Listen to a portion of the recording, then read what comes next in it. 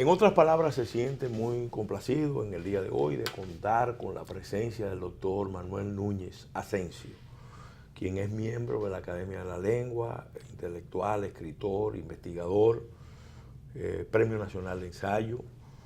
Lo hemos invitado para tratar un tema de mucha importancia, un tema que tiene una gran validez, sobre todo cuando nos interrogamos sobre el presente. Siempre tenemos que ver el pasado, porque en el pasado están las claves de lo que acontece ahora y también los materiales, los elementos que nos permiten pensar el futuro.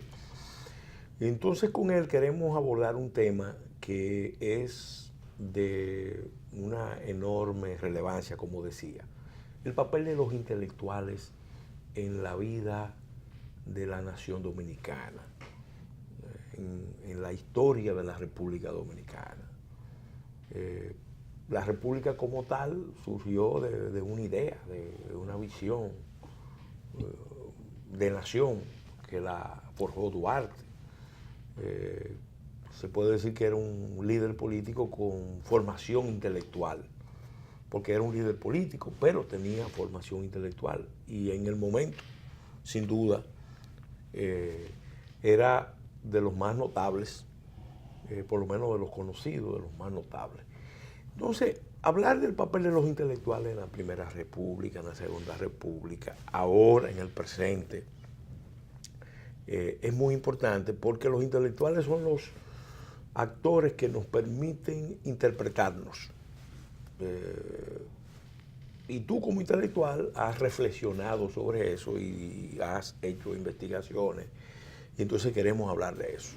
Manuel, una conceptualización general del papel de las élites intelectuales en la formación, el desarrollo de República Dominicana en sus distintos momentos y circunstancias históricas. Yo creo que antes de definir, yo estoy ahora justamente escribiendo una historia intelectual de la República Dominicana, y antes de definir lo que es el papel, lo que ha sido el papel de los intelectuales, el papel que han desempeñado en la vida pública, hay que definir directamente qué es un intelectual. Es decir, cuando llamamos intelectual nos referimos a escritores, a poetas, a periodistas, a profesionales que intervienen en la vida pública, que intervienen en la palestra pública con el objetivo de influir ideológicamente, con el objetivo de cambiar alguna situación o de oponerse a algunas circunstancias específicas. En el caso nuestro, esa historia, si la vamos a remontar al tiempo más remoto, la tendríamos con el padre de las casas, ¿no? Que fue el primero que se opuso a los tratos que se le daban a los indígenas, las casas de Montesinos y Pedro de Córdoba. Pero sobre todo las casas, porque fue el que escribió, el que influyó en las leyes, el que incluso logró grandes debates en términos políticos. Y posteriormente tenemos intelectuales que van interviniendo en la vida pública, que van definiendo, porque los intelectuales son como la antena de la sociedad, o sea, la antena que la gente que trabaja directamente con el pensamiento y que trata de ver más allá. No siempre están viendo más allá, a veces están viendo de manera equivocada porque ha habido épocas muy distintas, pero las épocas han sido siempre épocas de contradicción y de enfrentamiento. En la fundación de la República, el papel intelectual que desempeñó Juan Pablo Duarte, en la construcción de la posibilidad de nuestra independencia, Duarte fue el creador de las juntas populares, de las juntas provinciales, fue el creador de la Trinitaria, fue el creador del movimiento en términos, digamos, de la filantrópica, de la dramática, con el objetivo de aglutinar a todas las personas que se estaban oponiendo a la dominación extranjera. Pero al mismo tiempo fue el ideólogo en la parte dominicana de la resistencia dominicana al golpe de Estado contra Guayer y se alió momentáneamente con Charles Herard para apoyar ese golpe de Estado, porque tenía la finalidad de que una vez se diera ese golpe de Estado, poder nosotros advenir a una independencia de los haitianos. Entonces, en ese sentido, Duarte tiene un ideario, tiene un proyecto de constitución, hay unos escritos que él dejó que forman parte de todo lo que ha sido la formación, incluso desde la formación del Estado hasta la formación de la propia bandera nacional. Estaba muy influido por el liberalismo y el nacionalismo que en ese momento de su formación en Europa tenía mucho auge, especialmente en Barcelona, y él así mismo lo reconoció. No, y al mismo tiempo, sí. Duarte va a enfrentar la otra visión intelectual, porque dado que Haití tenía un poderío muy fuerte contra la República Dominicana, los haitianos tenían una superioridad demográfica, tenían 800.000 habitantes, nosotros teníamos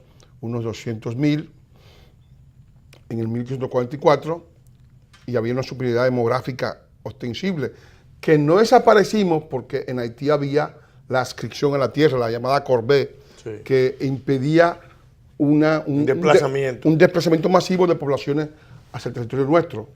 En segundo lugar, tenía una superioridad militar, tenían 50.000 soldados bajo armas, cual evidentemente una resistencia era muy difícil en unas circunstancias como esas. Y en tercer lugar, tenían una superioridad económica, tenían una economía 13 veces mayor a la nuestra.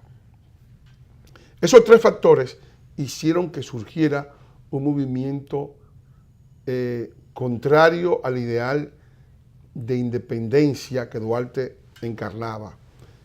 Ese movimiento era el de aquellos que creían que no era posible que pudiéramos vencer a un enemigo tan poderoso, tan avieso y tan hostil, encerrados en una misma isla con ese enemigo. Es decir, porque la República Dominicana se independizó, pero siguió encerrada con el país del cual se libertó.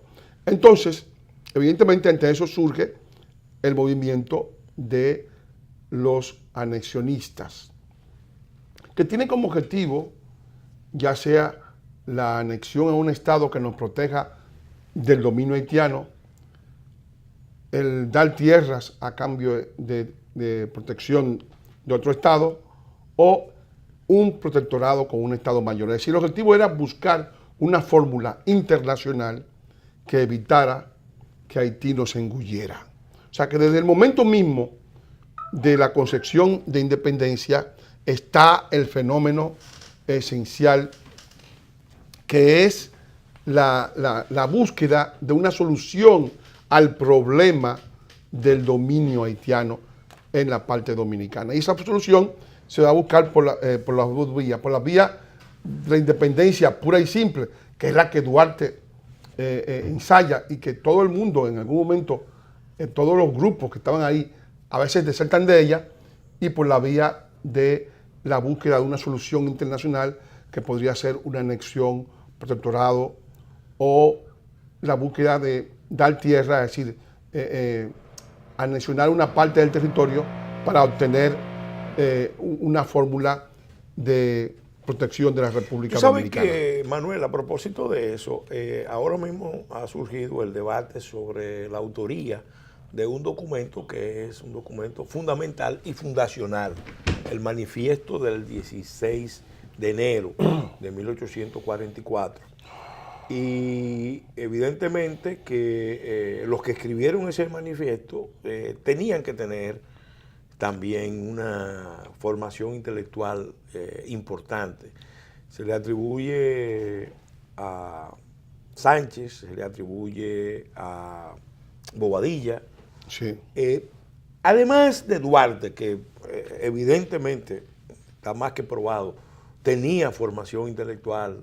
Bueno, hay que ver los versos que le escribió. Sí, claro. Son de un romántico, evidentemente. En ese núcleo, vamos a hablar de la Primera República. Sí. ¿Quiénes fueron los líderes intelectuales de la época? El líder intelectual de la época, evidentemente, el hombre que tenía más influjo político era Buenaventura Báez, que era un político acabado. Luego estaba Santana, que además de tener el influjo social, porque Santana era un atero, estábamos hablando de que en la sociedad dominicana predominaban los ateros. En aquel momento era la clase raigal, porque desde el siglo XVI el acto ganadero era digamos, el eje esencial de la producción, y Santana era atero, y en el momento mismo en que se proclama la independencia. Y se puede decir que es iletrado, porque cuando yo he visto documentos escritos por Santana con graves faltas ortográficas. Sí, no era un hombre de grandes letras, pero era un hombre que tenía una conciencia plena, porque además, cuando uno culpa a Santana, cuando se le echa la culpa a Santana, la gente olvida que Santana era un hombre que estaba en la vida práctica, o sea, no estaba en la ensoñación ideológica, porque era muy difícil que alguien con información, como Santana o como Báez, creyesen que la independencia dominicana era posible. Estamos hablando de que esos tres factores eran muy claros para ellos, y que la única solución que ellos veían era la solución de una nación. Incluso cuando se produce la primera independencia, que era la independencia de Núñez de Cáceres, que era un hombre preclaro que murió en México, en Tamaulipas, habiendo sido muy rector, sólido, intelectualmente muy sólido. Sólidamente, y además un gran patriota. Núñez de Cáceres hace dos gestos. Él declara la independencia de España y al mismo tiempo hace el gesto de la anexión a la Gran Colombia, porque él sabía que con el desequilibrio que había en términos de población, en términos militares, en términos económicos, con Haití, era imposible sostener, sostener la independencia. Pero además, hay algo que la historia dominicana a veces no registra, porque nuestros historiadores no quieren ver, no quieren mirar que una gran parte de los problemas dominicanos son provocados por la ambición haitiana por apoderarse del territorio. Manuel, vamos a hacer un alto. Y en el próximo segmento, después de los compromisos comerciales con nuestros patrocinadores, vamos a analizar precisamente esa gran contradicción que se ha dado en la vida nacional y que tiene una dimensión en la acción de los intelectuales al momento de inteligir la nación, de entender la nación y sus posibilidades.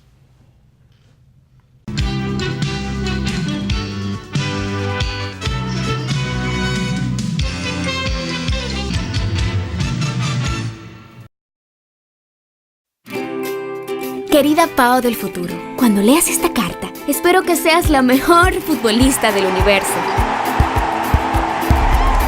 ¿Ya pudiste averiguar la receta secreta de la batida que hace mami? Ojalá te siga gustando tanto como me gusta ahora. Toby debe de estar grande y fuerte. Siempre seremos compañeros de aventuras. Espero que nunca pares de jugar y aprender. Que nunca pares de crecer. Atentamente, Pao.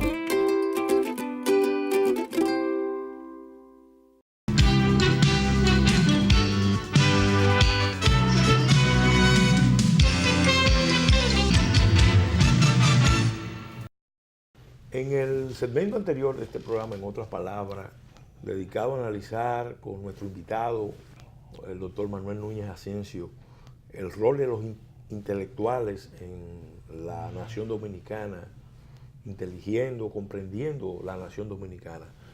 Queremos profundizar en ese debate, en esa contradicción que se vio al principio entre, independencia pura y simple, afirmada a ultranza, y el sector conservador que a partir de un enfoque de realismo político entendía que era imposible. ¿Cómo lo cimentaron? ¿Cuáles fueron los argumentos que usaron? Y hablar concretamente de quiénes fueron los exponentes mayores. Tú mencionabas a Boadilla, Báez, porque el gran ciudadano definitivamente también era un político con formación intelectual. Sí, Báez es un hombre de una formación política indiscutible, pero lo esencial en todo esto es ver que en muchos casos nuestros historiadores no conectan el anexionismo con Haití. Y hay que conectarlo porque Haití nos obligó a la anexión. No es comprensible el anexionismo sin la intervención haitiana y sin la lucha de Haití por apoderarse del territorio. O sea, tú validas la tesis de Rafael Augusto Sánchez en el cabo de los 100 años. No es que lo valido, porque yo lo que hago es examinar la Constitución haitiana. Cuando examinamos la Constitución haitiana de 1805, la Constitución imperial haitiana, imperial porque fue un imperio, sí. Haití no fundó una república, eso también es otra. Muchos autores dominicanos creen que Haití su revolución fue la realización de la Revolución Francesa en la parte oeste de Santo Domingo. No es así. Los haitianos realizaron una contrarrevolución. Es decir, la Revolución Francesa se hizo para instaurar la república. Cuando se hizo la constitución de la colonia, que la hizo Toussaint, él se declaró gobernador vitalicio. Sino, pero Toussaint, y después de Salinas se declaró emperador. Toussaint vivió en Saint-Domingue. Sí. Toussaint nunca dejó de ser un súbdito de Francia. Sí. O sea, se sentía súbdito francés y de hecho duró 10 años en el poder y nunca proclamó la independencia. Sí. Por lo tanto, Toussaint no es un héroe de la independencia haitiana. Él vivió en Saint-Domingue, él no conoció Haití. Sí. Haití es un invento posterior. Sí. En Saint-Domingue es anterior a Haití, desde luego, porque es sobre sus ruinas se funda Haití. Entonces, evidentemente, cuando se hace el imperio de Haití, muchos historiadores dominicanos que han leído la historia haitiana como una historia de victimismo, porque ellos mismos la presentan como la lucha de los negros contra los blancos, una serie de cosas, o sea, desconocen la naturaleza del régimen. Sí, se definió un imperio. Un imperio, pero el imperio tenía dos cosas. Con una vocación expansiva hacia la parte oriental de la isla. Ese imperio tenía, el artículo 18 decía que toda la isla era parte del imperio. O sea, que nosotros desaparecíamos. El artículo 18. Sí. Y el artículo 12 decía que ningún blanco podía ser propietario de nada. Sí. O sea, que también se implantaba bajo un régimen de odio racial. Pero además, sí. En el frontispicio de la Constitución, que lo hace Boisgon-Tonnerre, el que redacta la Constitución haitiana, dice, para redactar el acta constitucional fue necesario la piel de un blanco como pergamino, el cráneo de un blanco como escritorio, la sangre de un blanco como tinta y como pluma una bayoneta. Es bajo ese ideal de odio sí, sí. Sobre la eliminación de 40.000 blancos que surge ese Estado. Ese Estado surge como un Estado agresivo, un Estado negrocéntrico, un Estado que no reconoce a la otra parte, que es la parte dominicana, que es el pueblo más antiguo del continente, que tiene derecho a existir sí. como pueblo dominicano, sí. porque es el más antiguo sí. de los pueblos nuevos del continente, porque tenemos todas las primacías sí. del continente, sí. y ese desconocimiento se va a prolongar hasta 1874, que es cuando Haití reconoce sí. que tenemos derecho a existir como Estado independiente. Entonces, esa visión, o sea, no se puede entender la historia sin entender que hay un enemigo que sí. te quiere destruir y que ese enemigo que te quiere destruir es muy poderoso y que ese hecho hace que los dominicanos tengan dos visiones distintas. Sí. Uno piensa que pueden vencerlo a como dé lugar, que es el caso de Duarte, que es la visión de la independencia pura y simple, que es la visión más romántica, si se quiere. Y la que al final se abrió paso. Pero se abrió paso con mucha dificultad. Sí. Y luego está el otro grupo que dice, no es parte, nosotros no podemos vencer a ese enemigo. Entonces, eso es lo que se plantean, esa lucha. Ahora bien, esa independencia, esos criterios se van a prolongar porque nuestra guerra con Haití va desde el 10 de marzo de 1844 hasta 1856. 12 años de guerra contra un enemigo que era incansable. Y finalmente... Con 5 invasiones. Y finalmente, con 5 campañas. Sí. Y finalmente, los dominicanos terminan imponiendo la anexión por temor a que Haití pueda volver. O sea, hay una vinculación directa entre la anexión a España y la ambición haitiana por la pausa del territorio. Entonces, no se puede entender esa primera república y segunda república sin ese factor preponderante. Luego, ese factor se va a desplazar del factor estatal, porque una vez que estamos ya los dos estados de la española, el estado haitiano y el Estado Dominicano, cuando ya existen ambos estados y que los haitianos reconocen al Estado Dominicano como un Estado con derecho a existir, entonces viene un segundo problema, que es el problema de la frontera. O sea, las fronteras dominicanas, las fronteras legales, las de Aranjuez, prescribían que Haití tenía 21.085 kilómetros cuadrados.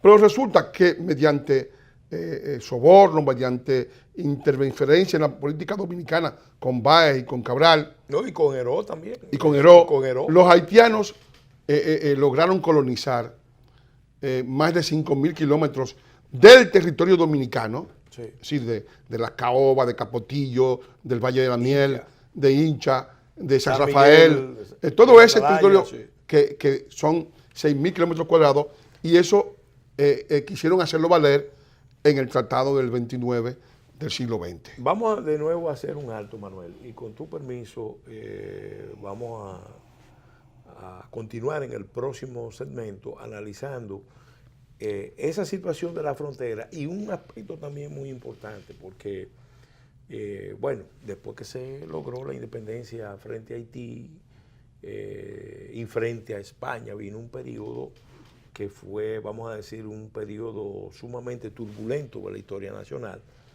donde los dominicanos también tuvimos que luchar por resistir la anexión a Estados Unidos.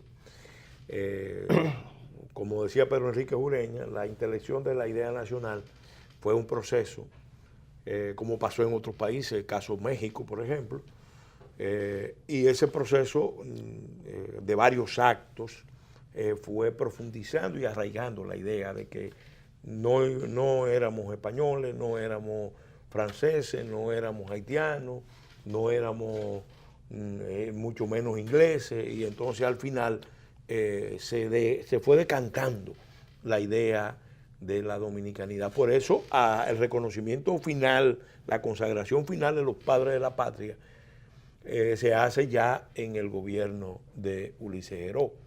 Pero sí, eso y otros aspectos más sobre la nación, el papel de los intelectuales en la nación, el pesimismo dominicano, yo quiero que lo analicemos en los próximos segmentos de este programa.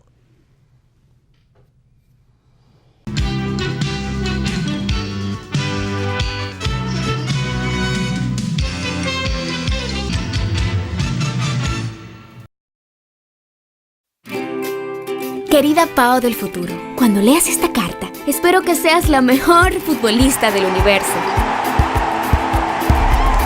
¿Ya pudiste averiguar la receta secreta de la batida que hace mami? Ojalá te siga gustando tanto como me gusta ahora. Toby debe de estar grande y fuerte. Siempre seremos compañeros de aventuras. Espero que nunca pares de jugar y aprender. Que nunca pares de crecer. Atentamente, Pao.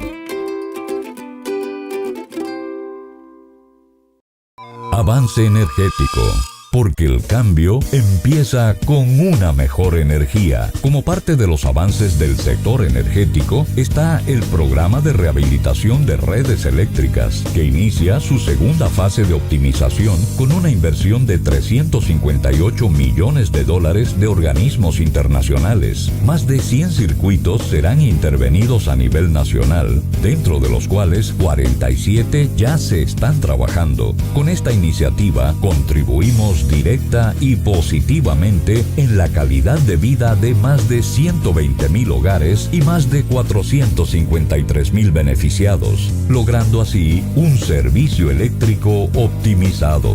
CDEE, iluminando en el presente para el futuro del país.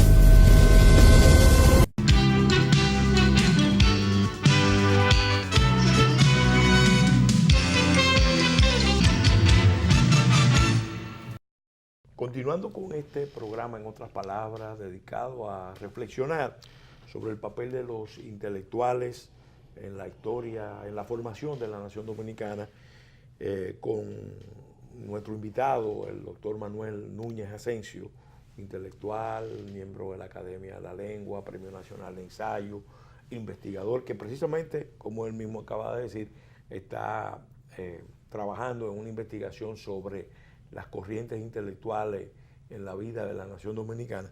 Manuel, en el segmento anterior nos quedamos con el tema de que, bueno, lograba la anexión, logrado vencer la anexión con la restauración de la República, vino un periodo también muy azaroso de afirmación de la nación, tanto en la parte material, porque después de una guerra era necesario desarrollar la base material de la nación, como en la parte intelectual. Ahí aparecen los grandes historiadores que fundan la visión de la nación dominicana, encabezado por ese gran hombre de la vida nacional que se llamó José Gabriel García. Sí, que es el padre de la historia dominicana. Entonces, háblanos de ese periodo y de ya los intelectuales más connotados de ese periodo y el papel que jugaron junto a líderes como Luperón,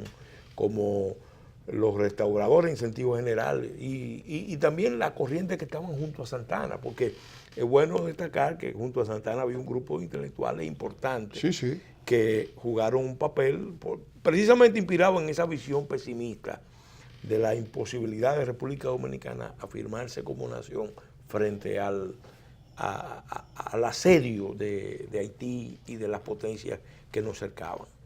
La afirmación nacional hay que verla como un proceso distinto a la existencia del Estado nacional. Es decir, el Estado es el derecho al gobierno propio, el derecho a tener una representación internacional, tener un gobierno nacional, tener una forma de nación territorial que nos permita sobrevivir y tener unas fronteras. Pero la nación dominicana es anterior al Estado, es decir, la nación dominicana la crea la historia, la crea la convivencia, es decir, la homogeneidad cultural entre los dominicanos, entre los grupos que formaron la nación dominicana, es decir, la homogeneidad lingüística, la homogeneidad religiosa, la comunidad de intereses, la comunidad de destino que somos los dominicanos, y la visión imaginada de ser. Eso estaba ahí, eso no estaba en entredicho. Los dominicanos no querían ser ingleses, ni ser españoles, ni ser franceses. Lo que había era a quién se le daba a administrar el Estado Nacional. O sea, es diferente a la visión de que dicen mucho que los dominicanos no querían ser dominicanos. Eso es absurdo. Santana era dominicano, no era español, y de hecho Santana, que es, digamos, el autor de la anexión exitosa del 61, Santana, su gran pesar fue la propia anexión, porque al momento de la anexión... Ya al mismo momento de firmar la anexión, él se dio cuenta de que fue un grave error. Un grave error. Primero porque él pensó que España iba a convertir esto en un país desarrollado como Cuba.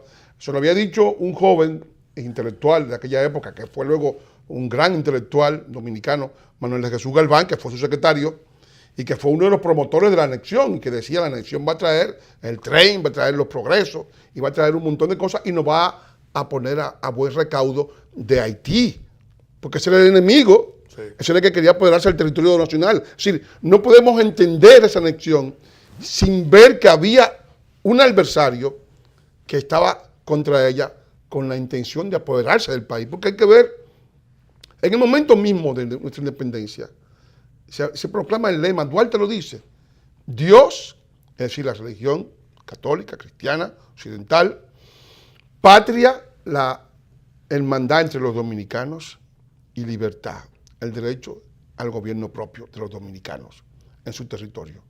El lema haitiano es, l'unión fait la force, es decir, es el fusionismo. Mientras uno está pulsando por el fusionismo, otro está pulsando por la libertad de ese funcionismo. Sin embargo, el derrumbe del Estado haitiano como tal y la imposibilidad de Haití, a pesar de su superioridad de medios, de someter a los dominicanos, tiene que ver mucho con la división interna de los propios haitianos. Porque Haití nació dividido. Entre ellos por razones raciales, por razones culturales. Al momento de su nacimiento como Estado, no era una nación. O sea, la mayoría de la población era extranjera, se hablaban en algunos casos 23, 24 lenguas africanas, se hablaba creol, que era la lengua nacional de ellos, y se sentía el vudú, que era su religión nacional, pero al mismo tiempo había una población extranjera grande, más de la mitad eran extranjeros, eran africanos, puramente africanos. Recién llegado, vamos a decir. Como era de Salines, ¿no? Que era africano. Entonces, evidentemente, ante eso, lo único que lo une a ellos es el odio racial, el odio al blanco, por eso el negrocentrismo, Sí. La exclusión del blanco de la bandera, la exclusión de las posibilidades nacionales.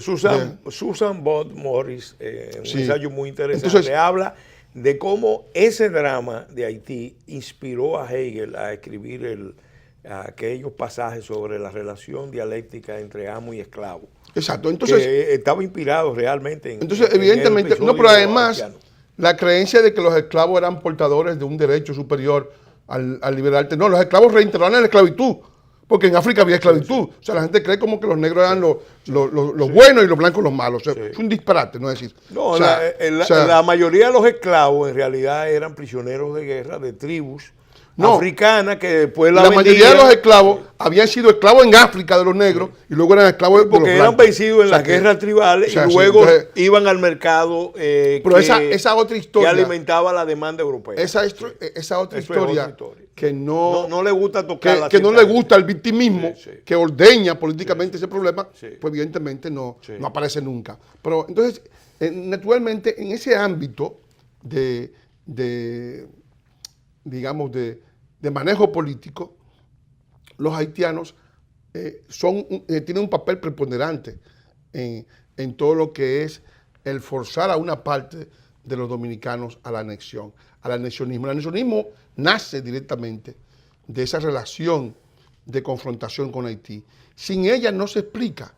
Y Santana, que veía ese problema, cuando el ejército dominicano cae en decadencia, que han fusilado a Duvergé, a los Puellos y demás, Santana entiende que ya él tiene 60 y pico de años, que ya debe entregar el mando a una potencia que nos dé continuidad. Y para ello lo hace con España. O sea, que retoma un expediente que ya venía desde el nacimiento de la República, que era la anexión.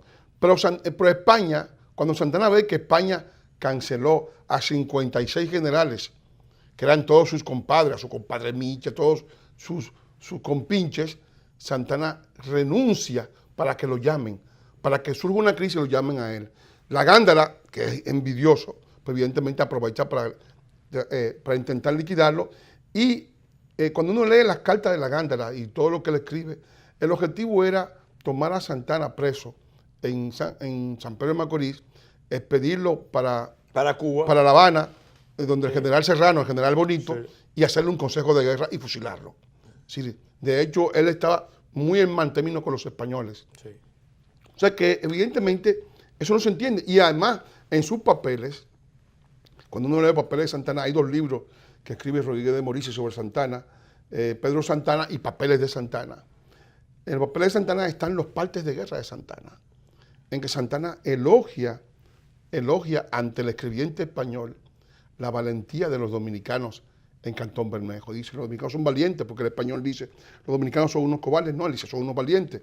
Finalmente, se entiende que Santana, algunos dicen que murió envenenado, murió en la calle Hostos, en una casa que había seguido el Estado Dominicano, en la calle Hostos, atendido por el doctor Delgado, y fue enterrado en el patio de la fortaleza. Sí.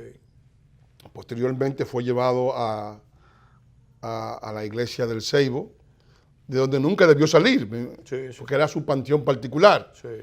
Y ahora hay toda una discusión sobre si... Bueno, yo personalmente he dicho que esta generación no tiene autoridad moral para disponer la expulsión de Santana del Panteón de la Patria. Y digo, yo estoy de acuerdo, y creo que estamos de acuerdo en que Santana nunca debió estar en el Panteón junto a sus víctimas.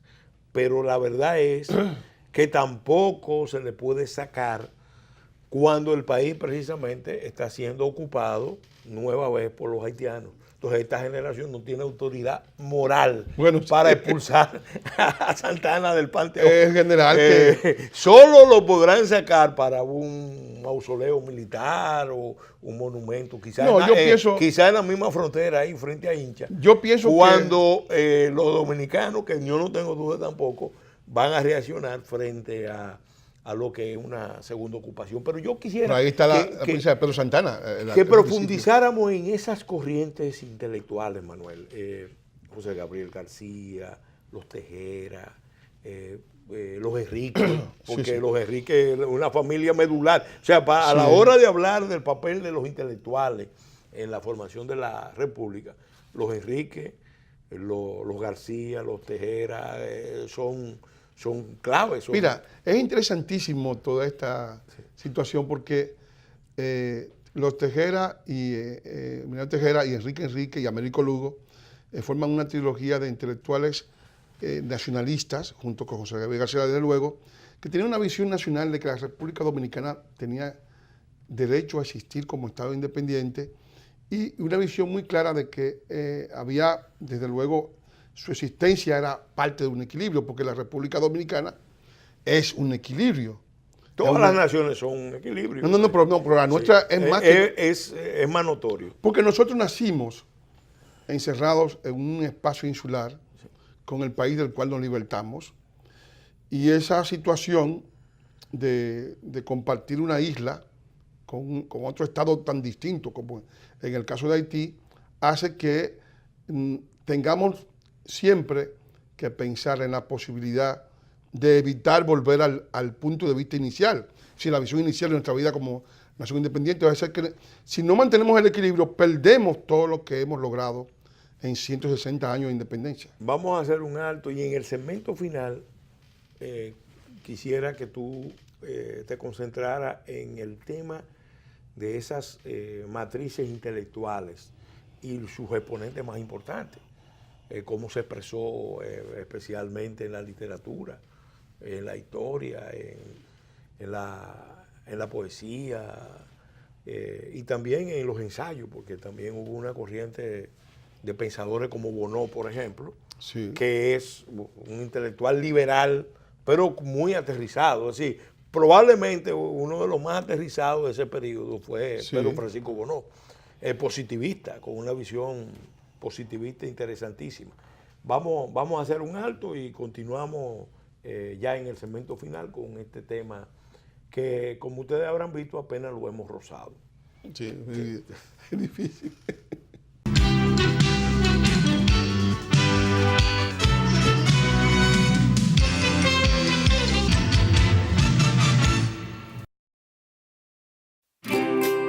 Querida Pao del futuro, cuando leas esta carta, espero que seas la mejor futbolista del universo. ¿Ya pudiste averiguar la receta secreta de la batida que hace mami? Ojalá te siga gustando tanto como me gusta ahora. Toby debe de estar grande y fuerte. Siempre seremos compañeros de aventuras. Espero que nunca pares de jugar y aprender. Que nunca pares de crecer. Atentamente, Pao.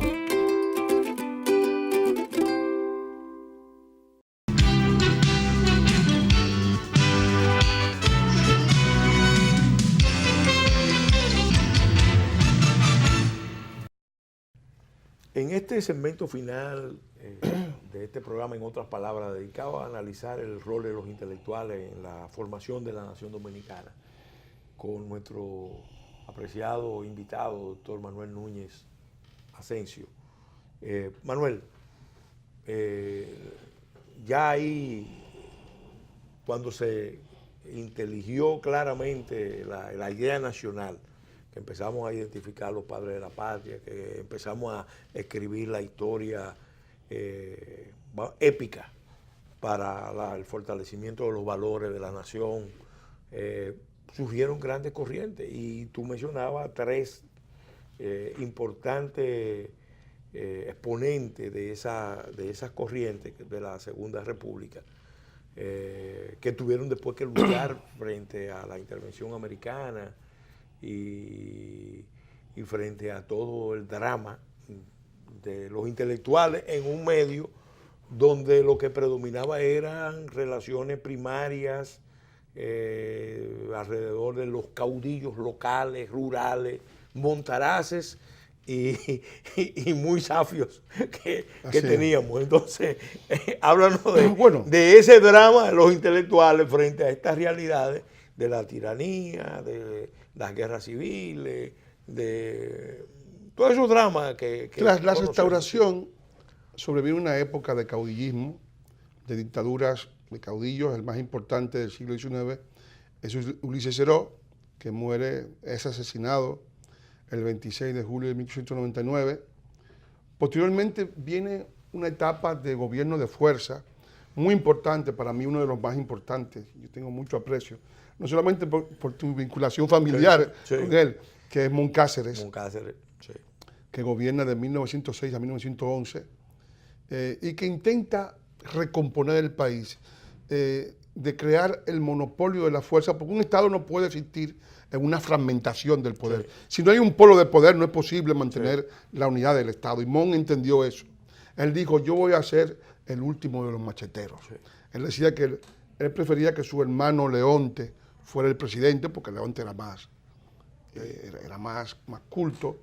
Pero bueno, es decir, él estuvo muy ligado a las consecuencias de esa época, porque el país heredó la intervención de las aduanas desde la época de Lilis. Lilis vendió la deuda de la Improven a la San Domingo Company, que es una compañía americana, y tuvimos ya la intervención de las aduanas con Lilis, y esa intervención de las aduanas se prolongó con la convención de 1906, en época de Mon. 1907, sí. 1907. Mucha gente cree que fue Mon el responsable. No, Mon heredó eso. No, incluso el modus operandi, el modus vivendi de 1905, que fue él heredó el instrumento que usó el presidente Roosevelt para burlar los controles que el Congreso norteamericano estaba exigiendo. De facto, él implantó ya un esquema, que eso es bueno tenerlo bien presente, fue el resultado de una crisis regional. Cuando el presidente Roosevelt formula el famoso Colorario Roosevelt, lo hace en ocasión de una crisis internacional provocada por la presencia de una armada encabezada por Alemania en los puertos de Venezuela, de La Guaira, para cobrar deudas. Puerto Cabello, para cobrar deudas. Y de ahí en adelante se viene una crisis internacional. La doctrina Drago, la doctrina Calvo.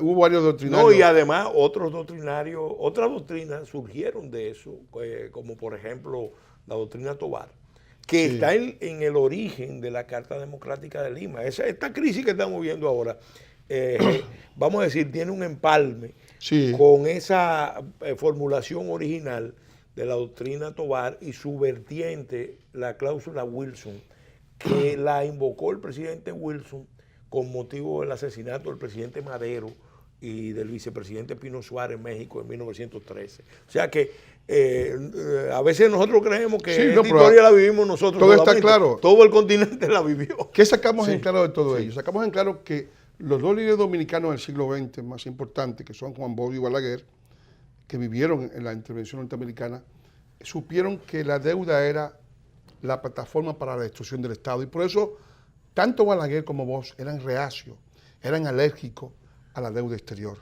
Ellos vieron su país perecer y desaparecer por la deuda exterior. Sí. Es decir, el país dura 8 años bajo un gobierno extranjero, bajan la bandera dominicana, sube la bandera de las barras de la estrella, y el Estado dominicano desaparece y reaparece en 1924, en el primer gobierno de Horacio Vázquez. Es decir, esa situación es la que se arrastró de toda esa etapa de caudillismo, y esa etapa de caudillismo concluye con el gobierno ya. Sin embargo, eso fue una fragua importante del sentimiento nacional. Bueno, porque fue una fragua. Ahí fue una lucha. Se creó la Unión Nacionalista de 1920 con Américo Lugo, que fue un movimiento en el cual los dominicanos comprendieron exactamente la idea nacional con relación al resto de los países, porque vivíamos encerrados únicamente en el tema interinsular. Mira la paradoja de la vida. Ese Américo Lugo que encabeza la lucha nacional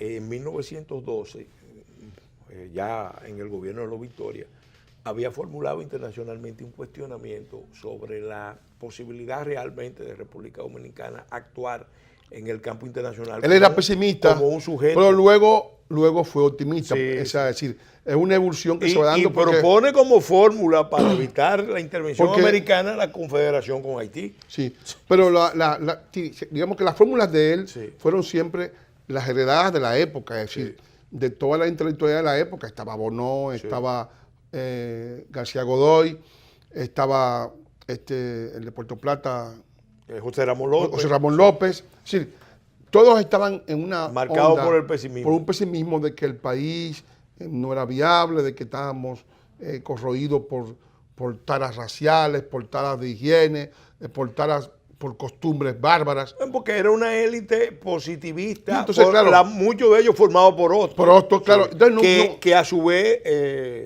tenían una no idea. vieron la realidad. Sí. Y todo ese mundo desaparece con la llegada de Rafael Trujillo en el 30, porque es la única época.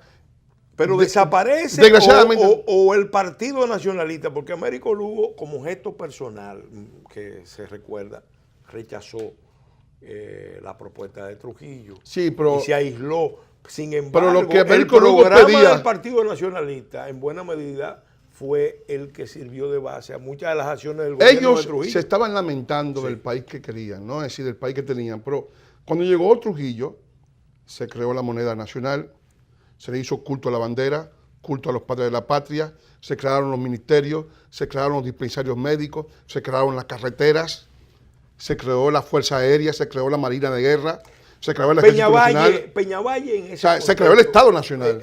Peñavalle en ese contexto.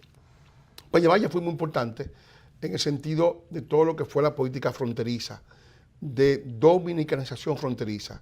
Es Peñavalle quien le da todos los nombres a esos pueblos porque la expansión haitiana continuaba. Y todos esos pueblos de la frontera estaban, una vez, aún después del 37, tenían nombres haitianos, es decir, estaban colonizados espiritualmente por Haití. Sí. Y una campaña profunda, cultural, ideológica, geográfica, de redefinición incluso política de la frontera, porque ahí tuve que la frontera dominicana, donde apenas residen 250,000 dominicanos, tenemos 10 diputados y 5 senadores. Una cosa insólita. Sí. Pero viene justamente del hecho de darle importancia a esa región que tiene actualmente 10.500 kilómetros cuadrados y que representa el 21% del territorio dominicano. Sí. Y eso naturalmente lo hace Peñavalle, es una labor muy importante porque es quien da intelección a esa idea geopolítica del Estado Nacional. Manuel, evidentemente nos quedamos en los primeros capítulos de este tema. Vamos a hacer un compromiso de tratar otros capítulos, otras dimensiones de este tema en un programa ulterior. Yo quiero agradecerte de nuevo haber aceptado la invitación a tratar este tema inmenso. Agradecerle a ustedes, amigos y amigas televidentes, su atención a este programa, a nuestros patrocinadores de Leche Millets, que hacen posible que este programa llegue siempre, en horario de domingo de 1 a 2 de la tarde, de 10 a 11 de la noche, y de martes y jueves de 7 a 8 de la noche. Lo pueden ver también en los canales de YouTube, en Otras Palabras TV. Gracias a todos ustedes por su atención. Hasta la semana entrante, Dios mediante, en que estaremos de nuevo con ustedes en una nueva entrega de En Otras Palabras.